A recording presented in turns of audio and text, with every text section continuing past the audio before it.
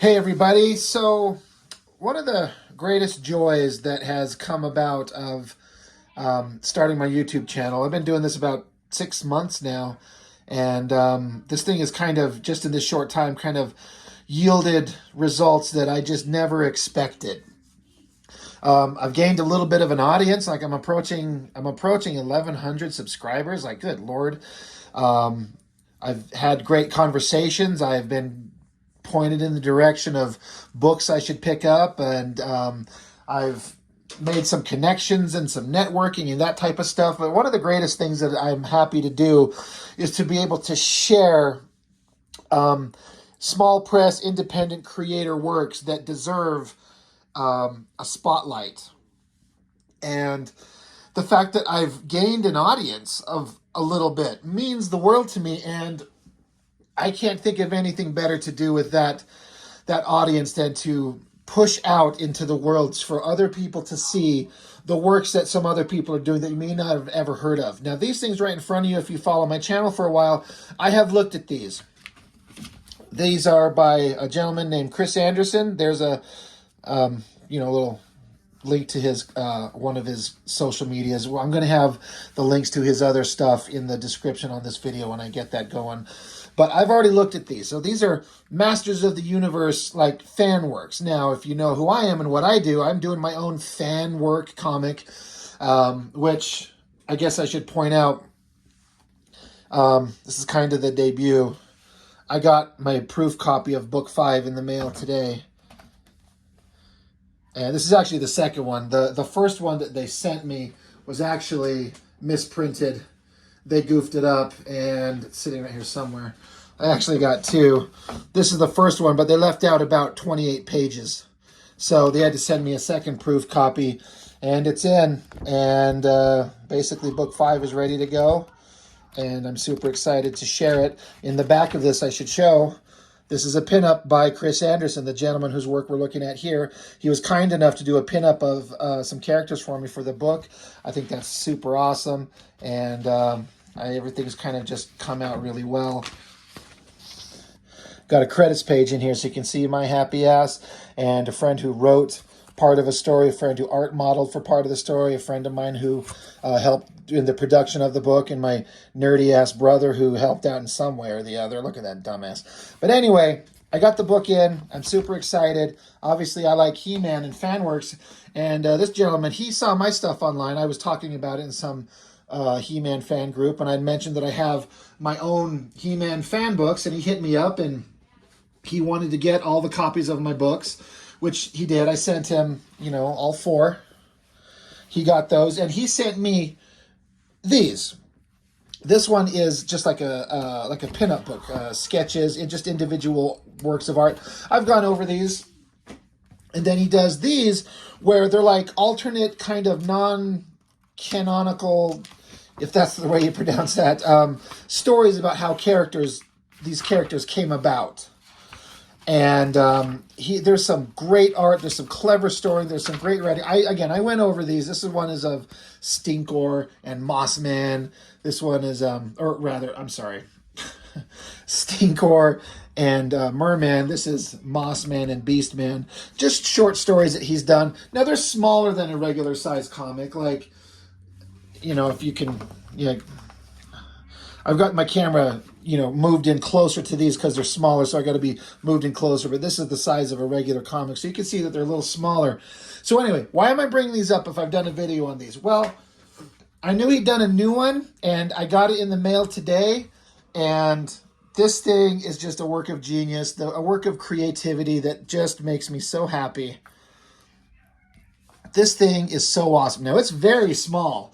Like, here's his other previous ones. It's like not quite half the size, but the cleverness of this, like, I would never think of that. That is so great. This is another Masters of the Universe character. I'm going to get zoomed in here a little bit closer to get everything in there. This drawing of the character, Mantana, I believe is his, it's supposed to be like antenna, but Mantana.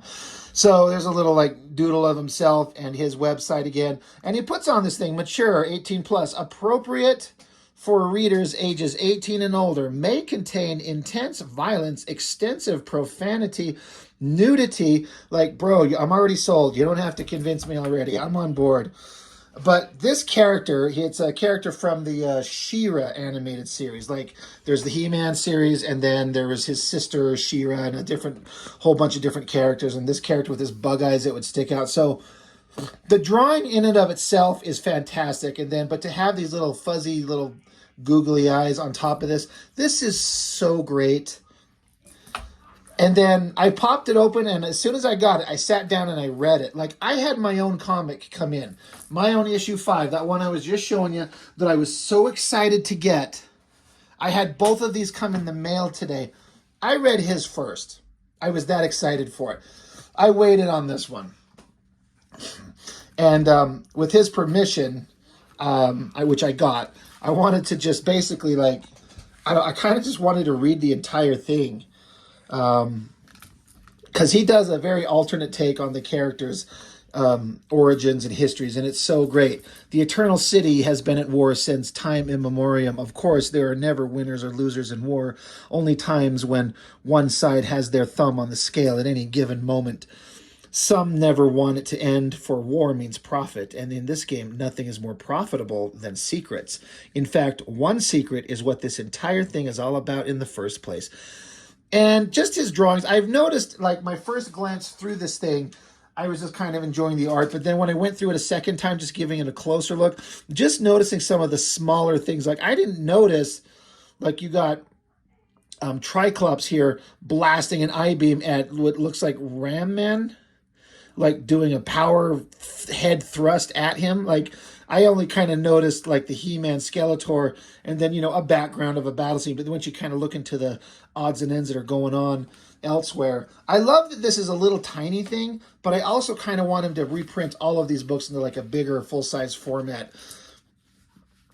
So go join his Patreon and fund this guy's work, for God's sakes.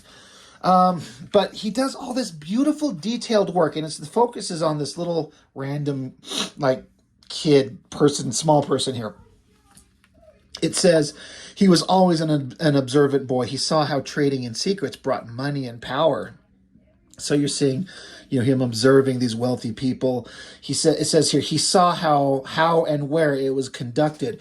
And if you're looking in here, you see some Masters of the Universe characters, like you got Orko, that could be Man-at-Arms. Other characters, the Spout, is that his name? Like the elephant guy? It says here, he also knew the consequences of getting caught. And, like, this is, like, looks like Trap Jaw. Is that? Sorry. I'm used to that kind of strapped clothing looking like this outfit that Fisto wears. Anyway, the guy getting executed there. But then he's, like, here watching the King and Ram Man as he's, like, slowly weaving his way into everyone's lives. It says he learned from others' mistakes. He was careful, calculated, cold-blooded, hoarding his coin. He saved and saved, all the while seeming to be living in poverty. Secretly, he bought property after property, using pseudonyms and false business names. Then he rigged each room with an ancient technological device, and you see these little cameras in the corners. And it says, that allowed him to watch. So he's got all these monitors to observe what's going on. I love this idea already. And this is where it gets a little bit adult. And watch, he did. He enjoyed collecting people's deepest realized fantasies. It pleased him. But there was one place and one person's secrets that he longed to penetrate most of all. And if you see these, this is like Tila and Beastman having a little moment. There's Fisto and Jitsu, characters that I love and are the main focuses of my book. And Fisto is lubing up his fist. You got Evil Lynn back here getting ready for, you got Trapjaw and looks like Faker readying a device of some type. I'll let you see that. And you got She-Ra here and a character by the name of Clamp Champ. I wonder what he's going to clamp onto. Dude, this is so freaking great. But this creeper guy is observing in secret all the, like, dirty little things all these characters do in secret.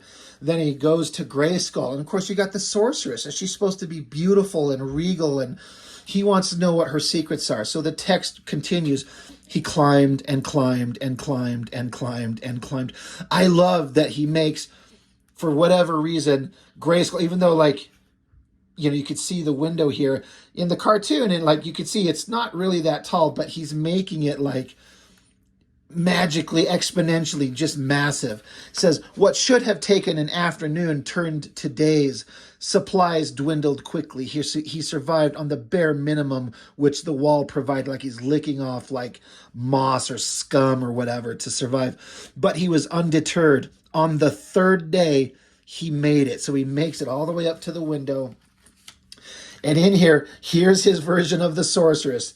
Says his wish was promptly granted. She's this like haggard, half bird, half woman, witch creature thing, kind of disgusting and weird, which is very, very different from the traditional, the sorceress in the show and the comics is always like this beautiful creature.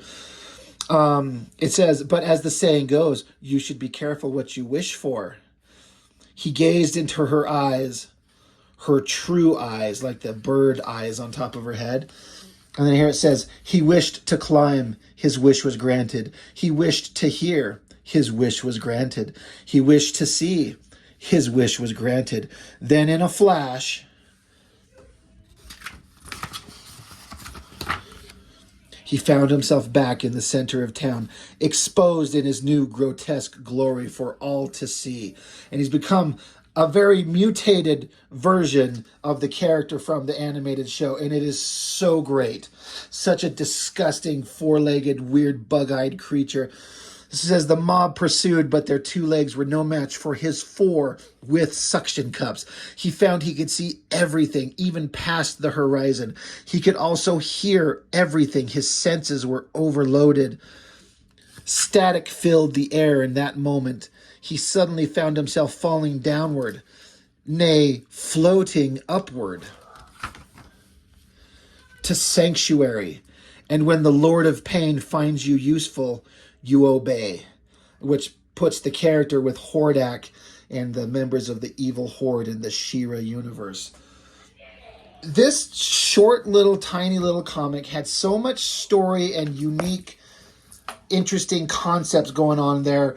With the violence and the sex and the perverted things the characters do in the backgrounds, and this creepy little guy getting his wish when he goes to visit the sorceress, who's an evil, haggard-looking, monstrous creature.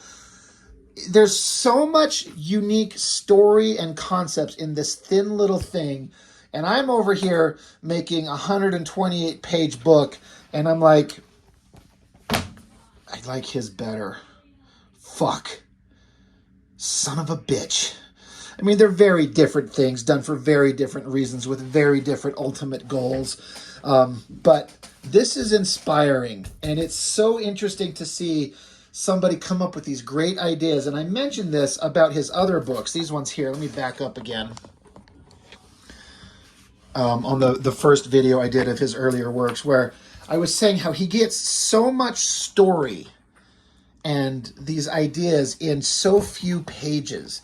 He communicates so much with just the right amount of words and the right kind of drawing and the right kind of panels to tell you everything you need to know without over-explaining and over-illustrating and overworking it, which is what I think I struggle with. So it's inspiring, it's motivating, and it's, from a creative standpoint, it's so like artistically creative, fulfilling to see works like this, and it deserves a wider look. So like I said, I'm going to have the links posted with the video. Chris Anderson Comics, look him up, find him on Instagram, find him on Facebook. He's got a Patreon. Go join him up, go join up, or at least follow his works. Look at his stuff and look at everything he does. He does brilliant work, and I can't thank him enough for sending these to me. They're so good. I mean, there's only one other book that I've gotten that is from one of my friends. That's a comic, the Beyond the Void, by my friend Saul Haberfield, that vies for first place in my mind as the best independent books and works that I've read from these people, these folks that I've ran across since I've started this channel. But you know what? There doesn't need to be one that's better than the other. They're all good. and seeing good works. These are more interesting than anything coming out of Marvel or DC right now, as far as I'm concerned. Now, I know that's an opinion not everyone's going to share, but it's unique and it's different. Like, I wish, Chris Anderson, I wish you were drawing a comic book for, like, the big publishers in a way that I think, like, the big publishers, I was having this conversation recently where, like, it doesn't seem like there's any artists that are joining up that are pushing the envelope and getting people excited the way that I remember growing up when the explosion of the 90s era comics, of Image Comics, for all the good and bad, those artists were something that was just amazing. And everyone was different. Todd McFarlane had a weird, crazy, dynamic, interesting style. Mark Silvestri was the best artist, drawing the coolest heroes and the coolest monsters and the hottest girls. Rob Liefeld, for all his deficiencies, made energetic, exciting art. They all had something neat. Where is that shit? I don't see it at Marvel or DC. I see it right here. This is unique. This is interesting. This is fascinating. So, not trying to kiss his ass too much, but I am trying to kind of, because I believe in it. And it inspires me to keep making my books. And I hope that when people read these things, read my own works, that it interests them and is exciting or interesting to people to see what the stuff that I do. You know, I just work in the black and white, like these ones that he does. I need to hit him up and kind of ask him how he does these gray tones, because I kind of like the way that they look in his stuff. I might need to see about incorporating something like that. I actually did start trying to do some gray tones in my work with just ink wash and seeing how it printed. And I'm reasonably happy with how it came out. It could be better. There are some places where the gray tones reproduced better than others. But I'm excited to share my work, but I'm also kind of humbled when I see works by other people like this stuff, that sometimes you just run into people where you just, to me, it feels like there's a guy that knows what he's doing. This work here, my friend Saul Haberfield on his book Beyond the Void, he knows what he's doing. My friend Brian Taylor, I did a review of his art book, which I have, unfortunately, not sitting right in front of me. Anyway, there's a book that I looked at, Ghost Agents. God, if I was better prepared. Here we go. Shit. Like this book right here. This is an art book that my very good friend Brian Taylor put together of his own works. I did a video on this. Some of the most beautiful artwork I've ever seen in a style that's not anything that I can even come close to.